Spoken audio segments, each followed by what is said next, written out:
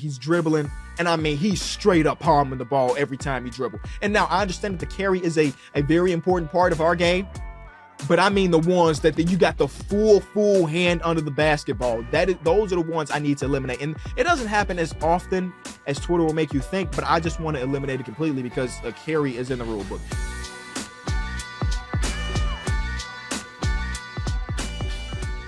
Welcome back to the Kenny Beecham podcast. Today we got a mailbag, y'all. I opened the floor for y'all to ask me questions. I went onto Twitter and I said, mailbag episode coming soon. Ask away, NBA questions, non-NBA questions, and y'all showed out. We're actually trending on Twitter. #AskKB. I bet there's a percentage of the world that was looking at them like, what is this? They need to tune in to the Kenny Beecham podcast. That's all. Leave a like, subscribe. This should be fun. Now, I made maybe a minor mistake. I said, ask me NBA and non-NBA questions. And we got over 400 responses. Thank you to y'all that submitted a question. Majority, and I mean a big majority of them were non-NBA centric, which is fine. You know what I'm saying? It's the Kenny Beecham podcast, not the NBA podcast. We might do NBA majority of the time, but it's a combination of both.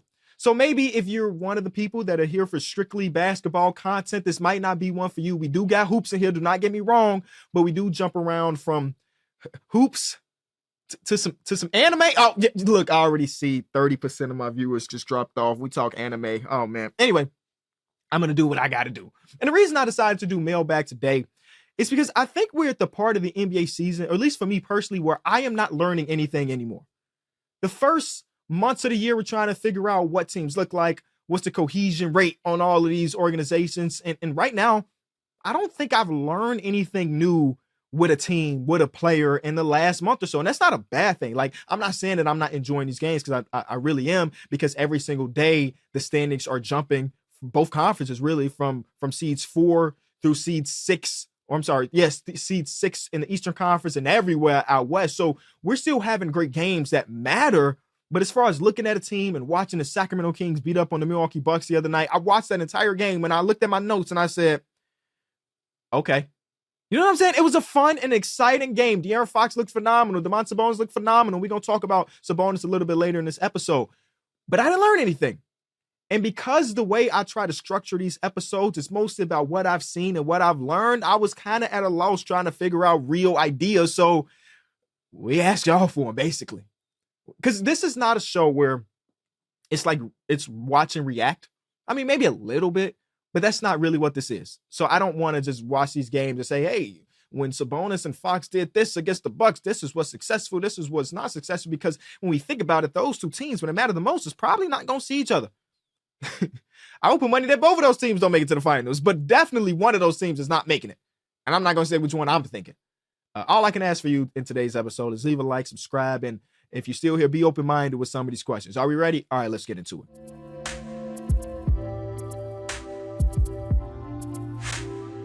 This one comes from Cooked by Riley. And part of me did not want to add this question to it, and I'm actually opening the show with it because it is a good question. But anybody that's getting cooked by blank, I just immediately think you're a Twitter troll. Especially when the profile picture is your favorite player. Riley, you might be a dope Twitter user. I don't know. You gave me a good question, but I'm just saying if I was going to give you one tip, it's to change that at my brother or my sister. Riley is one of those names. They could be either of the two. The question is, if you were commissioner of the NBA for a day, what would you do? And I thought for a long time about this one. And I came up, I wanted to make it a solid 10 things, but I really came up with 9 different changes I would make for the association. I'm sure some of y'all ain't gonna love some of these, but I'm gonna do what I gotta do. The first one, I want to remove the charge as something that happens in basketball. It does not, in my opinion, hold a bunch of value. What we see, and though this is an extreme case, it doesn't happen as often as it may seem, but we do see injuries that are avoidable because someone is slipping under and trying to draw a charge. In reality, those 2 points might not mean nothing. Legal defensive jumping straight up as if you're Roy Hibbert probably is more impactful than you trying to draw a charge and then you fall in, somebody hitting their elbow and boom, they're out for 6 to 8 weeks. Okay, I would remove the charge completely. We've just seen too many freak accidents and all of that is avoidable. Number 2, I would adjust the play-in. This is something I've maybe mentioned on this channel before, but the play-in should have a gap between who plays and who doesn't. For example, out west, the play-in works perfectly. Between the 9 and the 10, it's a half a game difference in a lot of the cases. And between the 7 and the 8, it's not that much difference, right? I don't feel bad if the Warriors make the playoffs by winning 2 games. I don't feel bad if the Lakers make the playoffs by winning 2 games. But I'd feel terrible if the Atlanta Hawks made it. I'd feel terrible if the Bulls made it, because there is a 5-game difference between them and the 8 seed. 5 games is a ton in the association. Why should that 9 or 10 seed have a chance to make the playoffs when there's a 5-game difference between them and the 7 seed and them and the 8 seed? I don't know. The first time this was all incorporated, when we talk about the play-in tournament, it was when we were in the bubble. And there was this, I think it was like a 3-game difference. If you were within 3 games, the play-in is on. If you were 3.5 games out, so long, you can leave Disney right now. And that's kind of where my head is at. I think I would change it to a 3-game gap between the 8th seed and the 9th seed for it to trigger a play-in. Because these teams, and I'm looking off to my left because the Bulls are playing the Pacers right now. These teams aren't nearly as good as the 78th seed. And in the game of basketball, anything can happen, right? Dyer DeRozan could come out and scream her head off, and then boom, the Raptors lose a game. If Max Strus don't turn into Superman last year in the last 4 minutes of the game versus the Bulls in the play-in, then Miami Heat don't make it at all. Like, there's just too much variance in the 1-game elimination, or in a 9 or 10 seed situation, 2 games to win it. So I would get rid of that. Number 3 is I would change the entry age to the NBA 18. Now, the people that don't agree with this is like, the NBA is already too young. We're seeing so many people come into the league that aren't necessarily ready for the game. And trust, I understand that. And I honestly believe you in that. I agree with you with that. But if a team is willing to give an 18-year-old person millions of dollars to come play professional sports, they should be able to. If the Bulls, I'm going to keep using the Bulls as an example, because if I use any other team as an example, their fans are in the comment section talking about, why does he always use me? I'm looking at you, Wizards fans. If the Bulls drafted a kid when he's 18 years old and he turns out to not be good, that is on the the franchise that used that pick. If somebody is willing to give a kid millions of dollars to do it, then they should be able to. And it should be on the NBA team's scouting department to determine if this 18-year-old is worth investing in, right? A prime example of this is Perry Jones III. Perry Jones III was a freak of nature out of high school. And I promise you, if he was able to make it into the draft, declare for the draft, he would have got drafted very, very high. We know that he went on to Baylor. He went off to Baylor and came to the NBA eventually. And I remember when he ended up in OKC, I was like, oh my God, they got 2 Kevin Durant's. That was the younger me. They got 2 Kevin Durant's. I remember the Hoop mixtape. I was like, no, that's KD 2.0. But if he would have got drafted, he would have set his family up for the future. You know what I'm saying? Because out of high school, that is where the hype was. So I'm just trying to get these kids an opportunity to have generational wealth. I know there are other options, right? You can go overseas. Shout out to Brandon Jennings and Lamelo Ball for doing that. Now you can go to the G League Ignite. Shout out to Scoot Henderson, Kuminga, and so on and so on. You could go play overtime like the Thompson twins. There are other routes. There ain't no route better than going straight old to the NBA. So I would open it up to 18 years old. Number 4 on my list. I want to remove one timeout. Just one. Instead of 6, we get 5. Flow of the game should be a little bit better. Less stoppage of play. I mean, this sport just has a lot of it at the end of the day. I've been watching a lot of soccer and stuff, and that's one of my favorite things about the game of soccer or football is that it's going to be 45 minutes minimum of straight cardio. In a lot of cases, my least favorite thing is watching the game and it goes 0-0, but it's 45 minutes of nonstop action. And I just think with 6 timeouts, and I know some of them get lost once it hits 2 minutes or so on and so forth, just remove 1 timeout. 5, I would get way stricter on flopping. Every year they talk about how they're changing the flopping rules and they're gonna really put the hammer down, and they will for 2 weeks. And then people are back flailing because it's just not a priority. It will become a priority if Kenny Beecham was the commissioner of the league for one day. Number 6, I would completely eliminate the swing fouls. Some of the people that do it the best is DeMar DeRozan might be the best in the game outside of James Harden. James Harden prime was the king of this. But when you have the ball, you hold it low and swing it through to draw contact and go up, even though that's not a natural shooting motion, but you know you're going to get the foul. Eliminate that completely. I am so tired of it. It's got to the point where it was James Harden at the top, and then you have people like DeMar DeRozan. You have other stars doing it, and nowadays, eighth man on a rotation is doing it. We like, oh no, we've gone too far. We've gone too far if backup small forward is doing it now. So I would completely eliminate that. Number 7 is probably the most controversial one. Have all-star voting for all of the events. Put it in the CBA that if you are voted to participate in the dunk contest, you do it. That's basically what it is for the All-Star game. You see people go in. Jimmy Butler played 2 minutes in the All-Star game. He did his part. He made it there. He played his minutes. I want it so that we can bring back All-Star Weekend. And part of that is mandating who is in it and who's not. Just like we mandate all of the other stuff. Like, I know it's supposed to be a fun weekend, but man, I want to see the fans vote for Zion Williams. Can you imagine how fun voting would be if we were voting on 3-point shooters? If we were voting on the dunkers?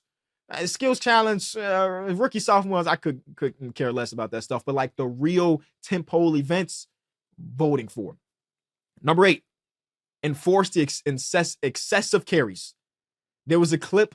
Oh man, maybe it was Jaylen Brown sitting at the top of the key. He's dribbling, and I mean he's straight up palming the ball every time he dribble. And now I understand that the carry is a very important part of our game. But I mean the ones that you got the full hand under the basketball. Those are the ones I need to eliminate. And it doesn't happen as often as Twitter will make you think, but I just want to eliminate it completely because a carry is in the rule book. And the very last one, and I know we've been going a long time on one question, but this was my favorite one. Shout out to Riley. Let teams and or players determine the stoppage of play after a 24-second shot clock violation. Right? You play great defense for 22 and a half seconds, and the opposing team throw up a shot that air ball. It's whistle, whistle, whistle. You don't get to benefit on maybe having numbers. You don't get to benefit on a fast break if you play defense for 24 seconds. Instead, it's a stoppage of play. Now, the team that just had an awful offensive possession get to set up their defense. And we just play defense to not only prevent them from scoring, but we want it so that we can capitalize on that. So how do we mandate that? I think if they airball and we take the ball and we go, then no whistle. But if we take the ball and we hold it, then that is a turnover, stoppage of play. Those are the 9 things I would change. You let me know in the comment section what you agree with, what you disagree with. What did I miss? Because I know there are a lot of different rules that can be incorporated, like a one-on-one tournament. We talked with Jason Tatum about it potentially happening one day. Like, yeah, I would love to see that. You let me know. The second question. I don't know how to pronounce it, my boy. You got some X's in here, but I see Alonzo Ball. Yeah, you feeling the same way I am, my boy. Who is on your? I think he probably thought this was a episode with the guys. Who is on your All-NBA / All Defensive Team this season? Now, I am still tinkering with all of this. I won't have my official ballot to maybe 2 weeks left of the NBA season. I mean, not official ballot because the NBA don't be hitting me up like that, but like. We will do an episode of the Kenny Beecham podcast where we go and we give you my official ballot, right? But I do have some locks and some on the bubble type players. Now, this year, all defensive team is just like all NBA team. There are 0 positions, which makes it interesting. And I thought when they announced this that it was going to open up the gates to be like 5 centers on all defensive first team. And as I was doing my research, trying to figure out who's on what, I found out that it's going to play itself relatively the same as some of the other years, I would assume. Here are my absolute locks to make an all defensive team this year. There's nothing that can happen in the last 17 games of the season to make me change my mind about these players defensively. Now, I also took into consideration games played because that matters this year. 65 games is the minimum to make any award, except for I think all rookie.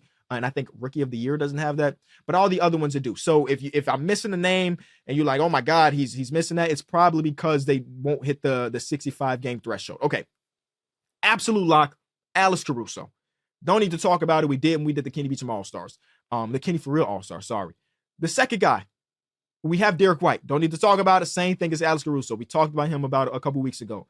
Third guy, and this guy should have made it last year if you ask me, but it usually takes a little bit of time for an all defensive team, especially for a younger player to really be recognized by the people with the ballots, Herb Jones is an absolute lock for me. I think that if Herb Jones does not make an all-defensive team, something is completely wrong, because the Pelicans are still one of the top 10 defenses of basketball. And if you look at their roster on paper, you look at the players that they're playing in their starting lineup, CJ, Brandon Ingram, Zion, Herb Jones, and Valanciunas, there are not many people out there that on paper you look at to be positive to above average defenders. And Herb is a guy that is really not on Herb. That is him. That is what he does. He locks up your best player on a nightly basis.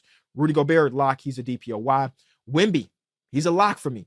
And this is different, right? This is not very often where you see somebody make an all-defensive team where their defense is at the bottom third of the league, but that's just the Wemby thing. Wemby's numbers are just ridiculous when he's on the court. He just has really, really, really, really, really, really bad teammates right now. Absolute lock. Bam Adebayo. It's been a lock for me for a couple years now. Nothing has really changed. And my last absolute lock is Anthony Davis. There's I mentioned this on Numbers on the Board, my other podcast, but Anthony Davis this year is in a very weird spot because the on-off numbers say that the defense is better without him. That's just not that's just not true. You know what I'm saying? This is where we have to balance the advanced stats and the eye test, because if you're watching Anthony Davis, you know he's one of the more impactful defensive players in all of basketball. So I'm throwing out those advanced stats because my eyes are telling me that this is one of his best defensive seasons of his entire career. Those are my locks. Now that is 1, 2, 3, 4, 5, 6, 7. So that means I have 3 different spots for these people, and I don't know who's getting what. And I got 16-ish games to figure it out. Jared Allen, Giannis Antetokounmpo, Kawhi Leonard, Jalen Suggs, Shai Gilgeous-Alexander, Chet Holmgren, Anthony Edwards, Jaden McDaniels. 8 names for 3 spots. I don't know who's gonna make it. I don't know. Jaden McDaniels is close to a lock for me. I still got to figure that out. He's very close to a lock. And same thing with Jalen Suggs. But again, who knows? Here's my all-NBA locks. SGA, Luka Doncic, Giannis, Jokic, Kevin Durant. I have Kevin Durant on here twice, by the way. Kevin Durant and KD. That must be different people. Anthony Davis, Bron, Kawhi Leonard. Those are my 8 locks. We're talking about a 15-player thing. Some people like a Donovan Mitchell, who would be a lock. He doesn't hit the requirements. We're going to talk about that later in the episode. Devin Booker doesn't meet the requirements. Tyrese Halliburton doesn't meet the requirements. So, you know, some circumstances to that, or some consequences. Here are some other candidates: Jaylen Brown, Domantas Sabonis, Jalen Brunson, Paolo Banchero. Karl Anthony Towns still needs like 5 more games, and he normally wouldn't be on this list because he's out with a meniscus. But he tweeted the other day, the Chamber, Dragon Ball Z Chamber. We're gonna talk about some anime, man, because man, it was a sad day in the anime community the last week. But Karl Anthony Towns, will he be back for those last 5 games? I don't know. And of course, Wardell, Stephen Curry. Thank you for the question, Mr. Lonzo Ball profile picture. Next one comes from my boy Smalls. He's been a viewer for probably 12, 13 years. Like, no joke. He's been my guy. You let it be known many times that you aren't a college basketball fan. What does college have to do to make you start watching prior to March Madness? I don't think it's really anything they could do. The reality is that the timelines are on the same time as my NBA season, right? My job has been NBA for the last 6 years, or ish. So if you have Duke playing on one time, and let's say they tip off at 7, and then the Lakers are on the East Coast, they tip off at 7. My job is saying I need to watch the Lakers because there's nothing that's going to happen in this Duke game that's going to be beneficial to what I do for work. So it's nothing necessarily about college basketball, the product, but it's just I have to watch what I have to watch, you know? And March Madness, is basically what we mentioned at the top of the show, where we're at the part of the season where you're not learning anything. So I'm okay with sacrificing some hours of watching NBA ball because March Madness is at the perfect time. You know, I actually enjoy watching other people talk or break down the college basketball game. But for me, I just don't have the time to prioritize watching regular season college basketball stuff. That's really all it is, Brady. Frazier. The talk around the Charlotte Hornets is that Lamelo Ball is no longer the franchise building block and that it instead should be Brandon Miller. What is your take? I also did hear that this was the talk of the town in Charlotte. And I personally I don't really understand it, right? The only argument against keeping Lamelo Ball is that he's injured every single season. He has definitely been injury prone. Other than his one All-Star season, he's missed more than half of the seasons, and I think the last 3. So it's been rough to keep him on the court. But I don't understand this notion of getting rid of again, Lamelo Ball is still extremely young. I don't know how many of y'all recognize how young Lamelo really is. Getting rid of a young all-star caliber when he's playing point guard. I mean, the Charlotte Hornets have been in a rebuild for a very long time. You trade Lamelo Ball away, I'm assuming you're trading him away for draft capital. Are we gonna tell our fans that we're gonna hit another reset if we trade Lamelo Ball? It's not like Lamelo Ball and Brandon Miller can't coexist. They've played less than 500 minutes together this season. And the numbers are like a -6 net rating, but it's the goddamn Charlotte Hornets. Nobody has no combination of two players have a positive net rating on the Charlotte Hornets. It's just, we just don't have a big enough sample size to say that these two players shouldn't or can't coexist. And Lamelo Ball just signed his extension. I don't see the real need to try to get off Lamelo Ball right now. Because if Lamelo has a healthy season, guess what? The Charlotte Hornets were a 500-ish team. And I know 500 is not where you want to be, Charlotte, but it's a hell of a lot better than hitting a reset and winning another 20 games. So I would say let these boys play together, because I think they play together. Again, I think they could potentially play together very well down the line. It just doesn't make sense to me unless you get a Godfather offer from the Spurs.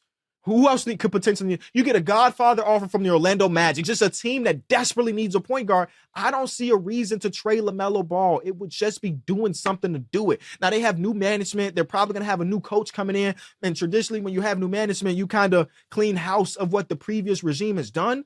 But Lamelo, in my opinion, is better than what the general consensus is. And I do believe that he has the tools to be a average defender. Sometimes that's all you can really ask for, right? Luka Doncic has turned himself into like an average defender because he's 6'6", 6'7", and when he tries, that's good enough. Melo hasn't had a lot of reps of trying. Not a ton of them. He's had a few. A game-winning stop against the Pacers earlier this season. Like, we know he could do it, but as stupid as it sounds, he hasn't been incentivized to do it because his team has been poorly ran and he doesn't have pieces around him. I'm just team keep LaMelo for the now. Give it another at least half a season, a full season, to see if him and Brandon Miller can coexist. And if not, then sure. But I don't see a world where these two guys can't play together. I mentioned I'm watching my Bulls on this left monitor. They're down by 4 going into halftime. I was looking at on FanDuel Sportsbook, and I was just looking at the odds of the awards. A couple weeks ago, we talked about how pretty much every single award other than the MVP was wrapped up. And in that, we talked about the most improved player. And in that time, Tyrese Maxey was a -400 to win the award. I thought that was wraps. Things have shifted, ladies and gentlemen. He's only a -140 or 155 to win it. And my boy,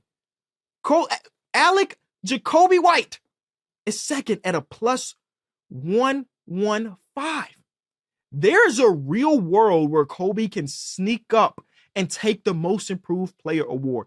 And I won't be complaining because I personally like when the award goes from a player that is a average starter or below average starter, or in Kobe White's case, not even a starter, and can blossom to something more. I'm not a big fan of he's already really good and now he's an all-star, right? We saw that a couple years back with Ja Morant. I like the Larry Marketing story more. That's a perfect example. He was an average starter and then boom, now he's a lot better. And now I guess Kobe White could do it in these last 15 or so games. Now, the bad thing is Kobe White hasn't been shooting it as great as he was pre-All-Star. He's shooting like 28% since the All-Star break. Give it time. Kobe, I believe in you. FanDuel is putting the ball in your court for the rest of the NBA season because new customers get $200 in bonus bets with any $5 winning bet. That's $200 if your bet wins. Bet on the NBA with a wide range of bets, like quick bets, same game parlays, and player props. Personally, I like taking the money line of one of the bottom feeder teams, especially when they're going against a contender. So visit FanDuel.com/Kenny and make your first bet a layup. This next one comes from Joseph, and this is where we start to get outside of the NBA a little bit, by the way. And this is actually a personal question that I think is maybe interesting to some people. I don't know. I liked it. What goes into the process of naming a child? Am I hitting the right demographic? Do y'all care about this? So how did you stumble upon the name Avery, and which of you chose it? Naming a child is extremely, extremely difficult. Some people have it already. Some people, from the moment they were a kid, they know that when I have a child, I'm going to name the child this. I'm going to name the child that. me and my now wife, we had a name in mind. You know, me and my wife have been dating for a decade now. It's been a very long time, right? And once you hit like a year 5, year 6, you start to think about one day we will start a family. And the name we had was Kendall. In my family, every single one of me and my siblings have something K-E-N in our name. My dad's name is Kenneth. My name is Kentrell. And it's just been that way. My sister Madison, her middle name is Kennedy. Like, that's just the way it is. Everybody has a K-E-N somewhere in there. So I was like, first name Kendall for my daughter.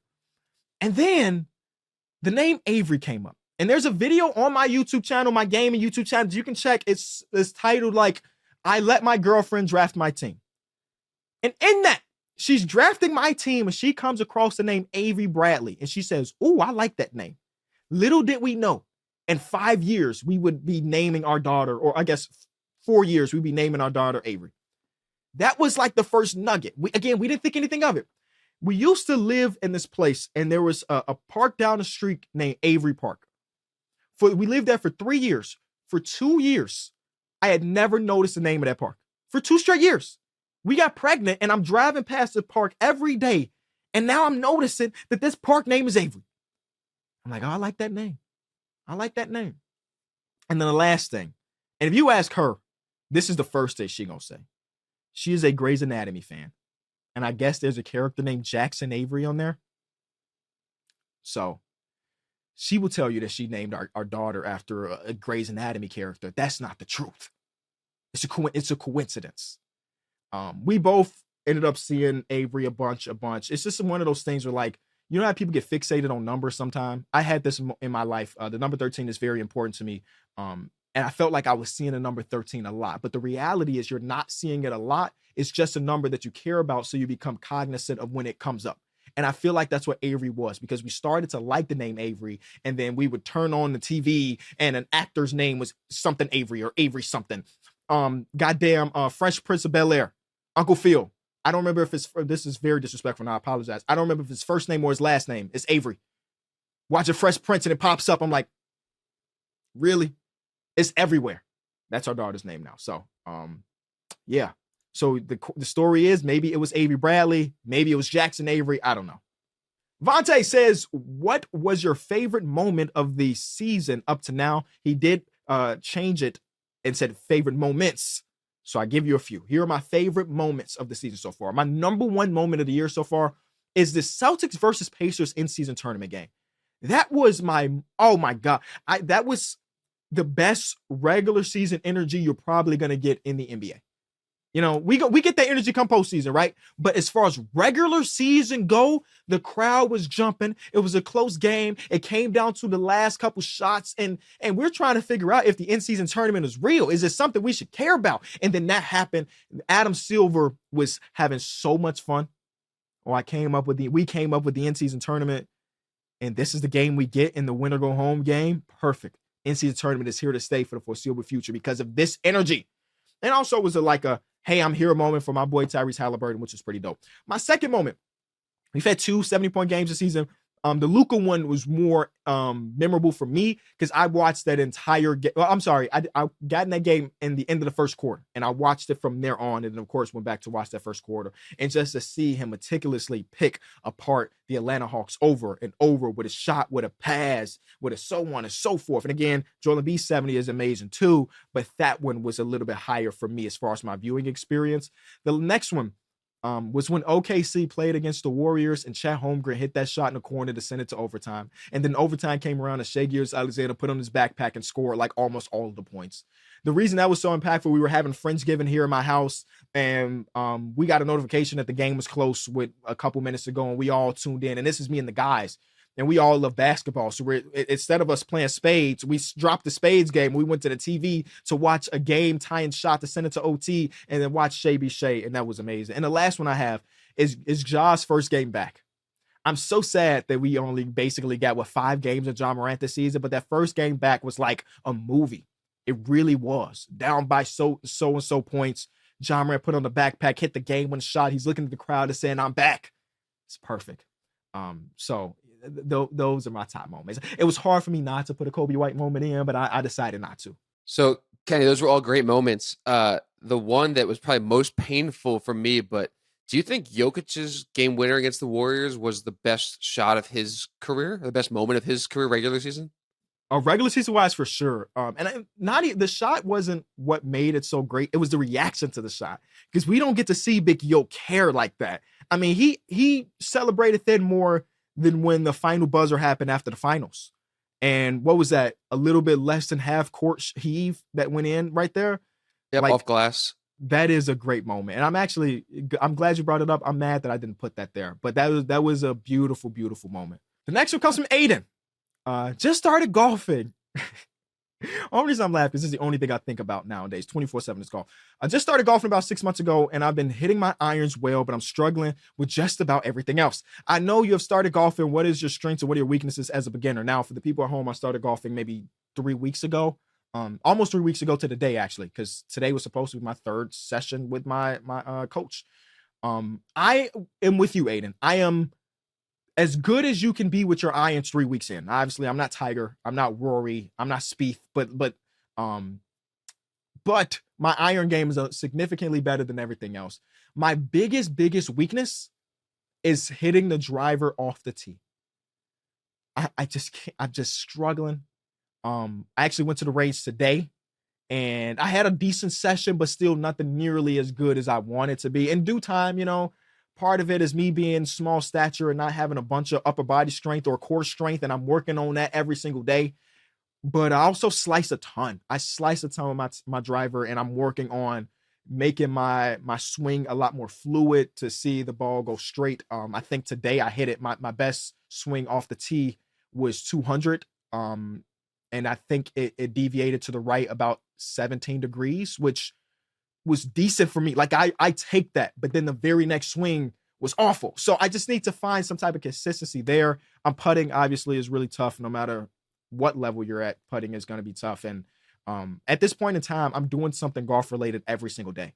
Like the last couple of days here in Chicago have been beautiful. I've gone to the outdoor range. If it's not beautiful, I have a membership at a local simulator. I'll go there. And if that's not a route, I have a pitching or chipping net in my basement. Some people might say it's becoming a problem, but I never in my years thought it would be something that I wanted to do. And I was heavily influenced by when I was at the SoFi event where I did the Jason Tatum interview. I talked to multiple people there, and they were basically saying something that like golf is looking for more creators of color. I was like, oh, that's interesting. I never even thought about golf as an option. And I gave it a try. I am a guy that, as far as hobby goes, I will give everything a try as long as my life is not dead. Don't ask me to goddamn jump out of no plane, but I will give it a try. And there's been a lot of hobbies that I've tried for a week and I said, that's not for me. Try for a week, that's not for me. Golf has been something that is for me.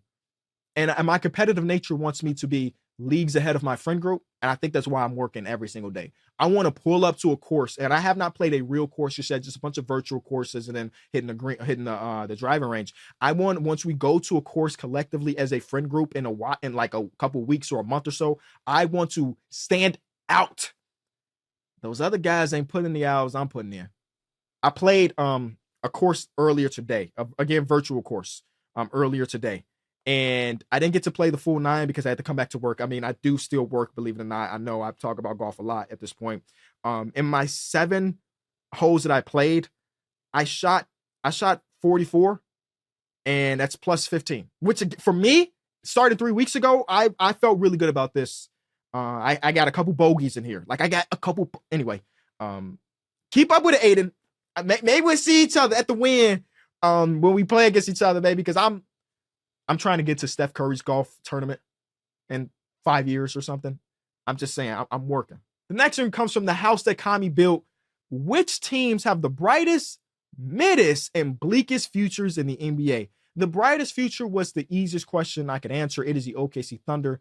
They're right now one of the top 2 seeds in basketball, depending on when you watch this. And they're simultaneously like the 3rd youngest team in basketball with 17 first-round picks for the next 5 years.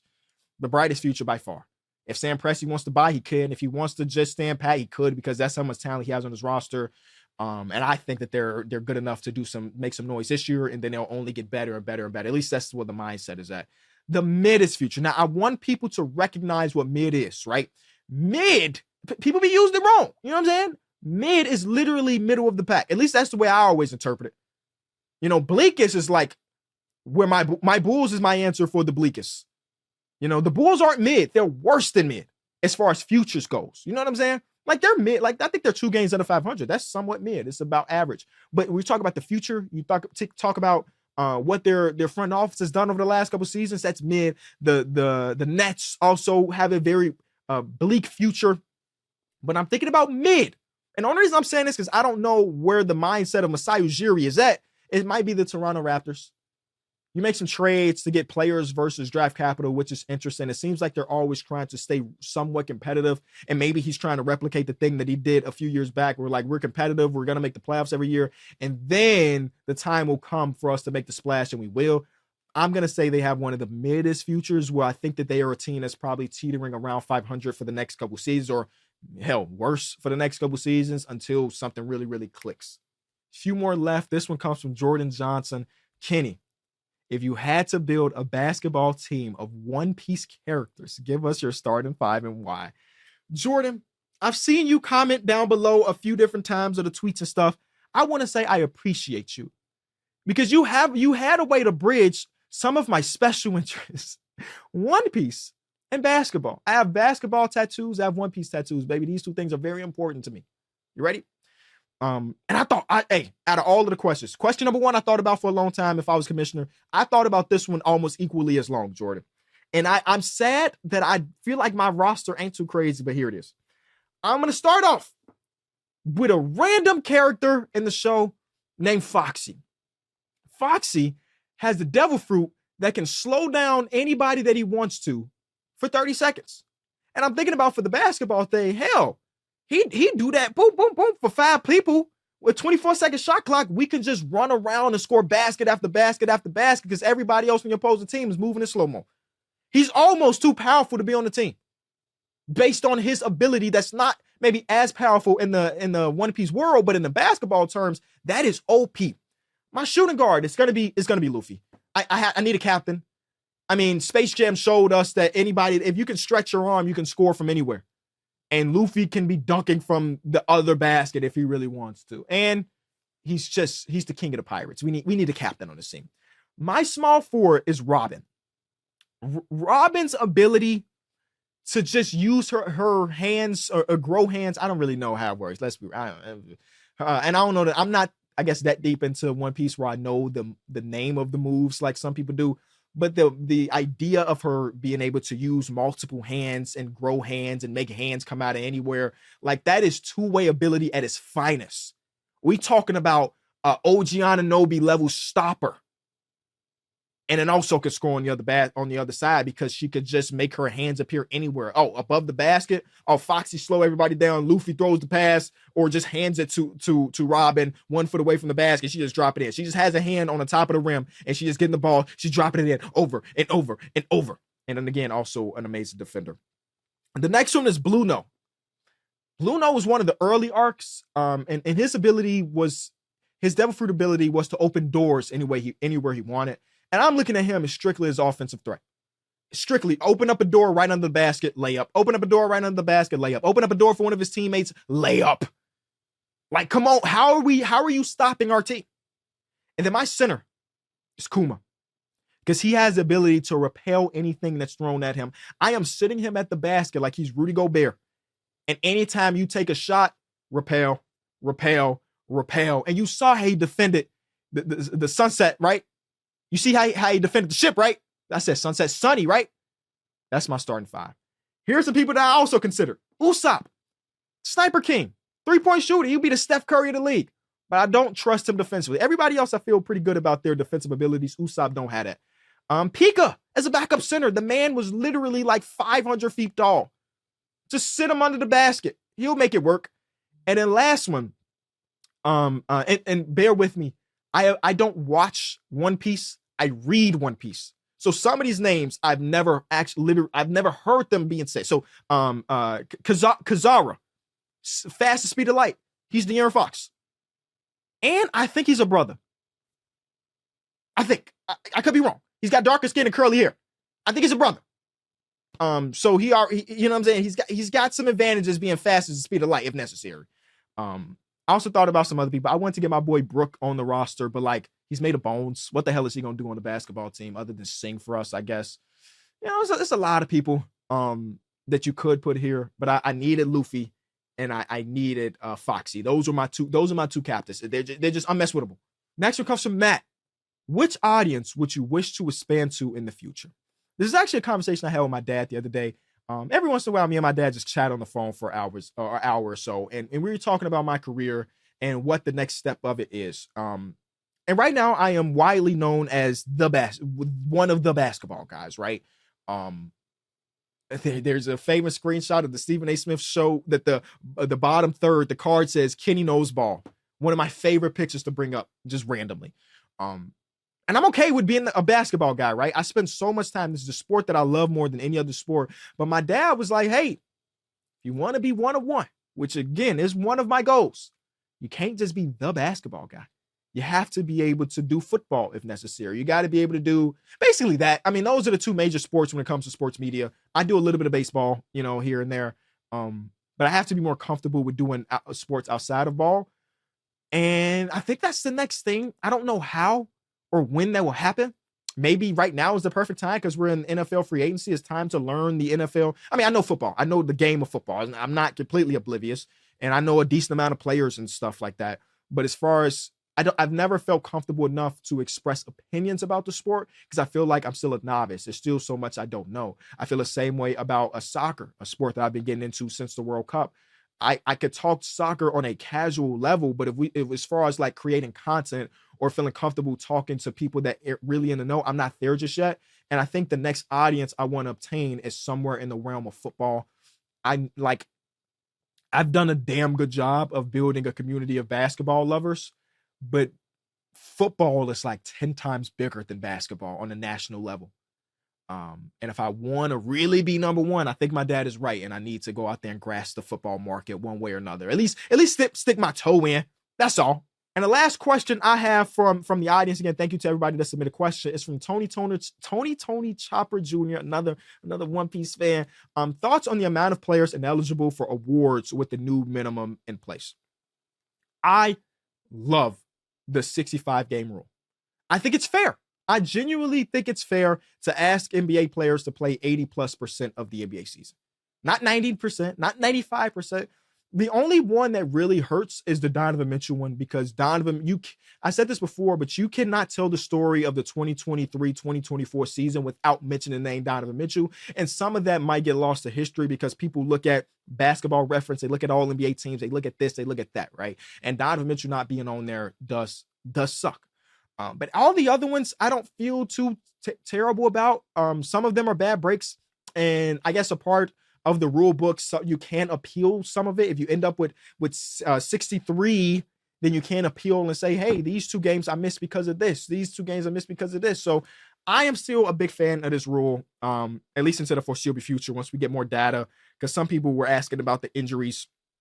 And I don't know if the data proves that we're having more injuries. They just might be amplified because of the new rule, right? I don't know if we have more injuries this year than last year. I don't know what the data says, but I'm still in favor of this. The only downside of this, and this is actually from Zach Lowe, this is something I didn't even think about, but Zach Lowe said it, is the consequence of this is that the NBA third team are going to have players that probably shouldn't be on third team, and that's going to make them super max eligible, and that might hinder some of your favorite franchises. That's the only downside to it, and we're going to have to see that in real time if it ever comes across. The last couple questions we get are going to be from producer Greg. We don't have Greg I Test Takes, but he's coming back on the show. All right, Kenny, I only have 2 for you. First, so you've guested on lots of really cool shows. You've been on First Take. You've done lots of cool shows. I think you've been on JJ Redick's podcast. Yep. Which has been your favorite show to guest on? It definitely was JJ's show.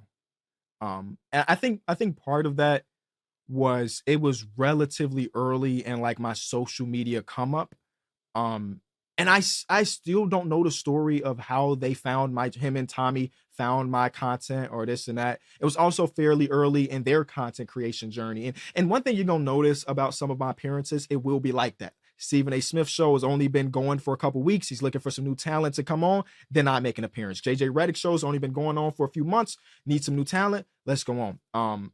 And I'm okay with that. I don't care. Get me on episode 3, 5 to whatever. But I think it was JJ's because I don't know, JJ and Tommy just have a way of talking about the sport. And I think we have just a lot of similar opinions. So it was kind of cool to bounce some things off of those guys. And also cool because sometimes you do an appearance and that's what it is. It's the appearance. You may never talk to those people again. Tommy and JJ has always been really cool. You know, every once in a while I text Tommy or Tommy will text me. And then after I made an appearance on their show, they were doing a live show in Brooklyn. They're like, Kenny, man, if you're in New York, let us know. I was not in New York. I booked the ticket to go because I was like, how many opportunities do you get to like talk to NBA players? So I was like, oh yeah, I am going to be in Brooklyn at this time. And knowing I wasn't, right? And they were doing a live show and I got to meet Marquez Brownlee, who is a creator that I really enjoy his content. I enjoy the way he creates his content, the quality of stuff. So I got to pick his brain for a little bit. And on my way to New York to do this shoot and everything with them, JJ announced his retirement. It was like I'm on a flight and I had just bought the Wi-Fi for this hour-and-a-half flight and I get the notification, JJ Redick retires from the NBA. And I tweet from my burner account. From the burner account. At this time, the burner account don't even got no followers really. But I tweet, I'm on my way to see JJ and he announced this. I had no idea. And somehow JJ saw the tweet and when I landed and we chatted about it and everything. So it 100% Old Man in the Three was one of the more cooler experiences for sure. All right, last one. Who is your favorite player in the NBA that averages less than 12 minutes per game? You asked this, right? And I was like, all right, let me see who's eligible. There's not many people that are even eligible for this. So it has to be Robin Lopez. It has nothing to do with what he's doing this year. Because I can tell you, I don't know how many times I've watched Robin Lopez play basketball this year. But Robin Lopez has a way to get under people's skin like no other. And I love that about him. He's checking into a garbage time game. It's up by 20. He hits a hook shot, which again is a lost art in the NBA. So he's one of the few people that are still doing hook shots consistently. And he'll stir some tea and drink it. And I'm just like, if I was an opposing player to see a guy that played no minutes in the first 44 and gets in and now he's taunting us, I would feel some type of way. So I love that he'll do that. Like the Nas is another one for the memes. But a lot of people, if you're good enough to play, you typically are playing more than 15 minutes a game. So Robin also formable, little place in my heart, even though he technically doesn't have a job anymore because he got traded then released by the Kings a couple weeks ago. But it would probably have to be Robin.